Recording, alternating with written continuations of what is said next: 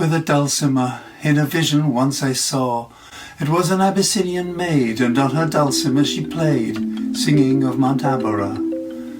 Could I revive within me her symphony and song, to such a deep delight would win me, that with music loud and long I would build that dome in air, that sunny dome, those caves of ice, and all who heard should see them there, and all should cry, beware, beware.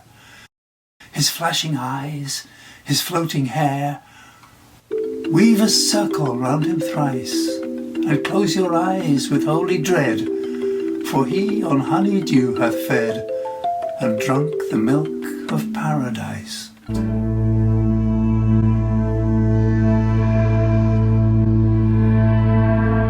So far I've picked up on one or two hints that the poem may be about itself, in the sense that it's a poetic creation on the theme of poetic creativity. But it's not until we get to this final section of the poem that this idea finds its full expression. The artfully alliterative damsel with a dulcimer is, in effect, Coleridge's muse, the source of his poetic inspiration. If he could just bring her song to life inside him, he would be able to build that dome in air. R.H. Fogel, in a paper published in 1951, puts forward the idea that Kubla Khan is essentially about the reconciliation of opposite or discordant qualities through the imagination. The damsel with the dulcimer, of course, is herself part of this balancing of opposite or discordant qualities, being, as Warren Stevenson expresses it, the redemptive counterpart to the woman wailing beneath a waning moon for her demon lover. At the broadest level, Kubla Khan can be seen as a poem about the opposition of heaven and hell, with Kubla Khan himself in the role of God the Creator, and the poet in turn seeking to take on that role and build that dome in air with its archetypal dichotomy of sunny dome and caves of ice.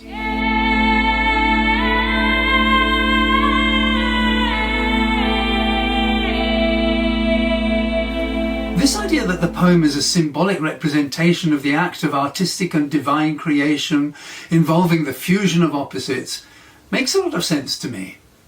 The only thing we might want to add here is that Coleridge expresses the failure to achieve any such reconciliation. Could I revive within me her symphony and song, he says, essentially making the point that he can't. Coleridge then ends by saying what would happen if he could.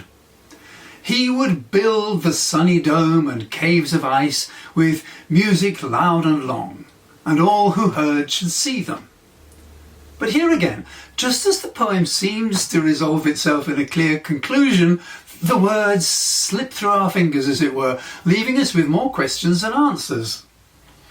Elizabeth Schneider, writing in 1945, noted the parallels with the description of poetic inspiration in Plato's Aeon, but as James Bramwell pointed out a few years later, the positive elements are undercut by the fact that if he could build the dome and the caves in such a way that others could hear his music and see them, they would not rejoice, but cry, beware.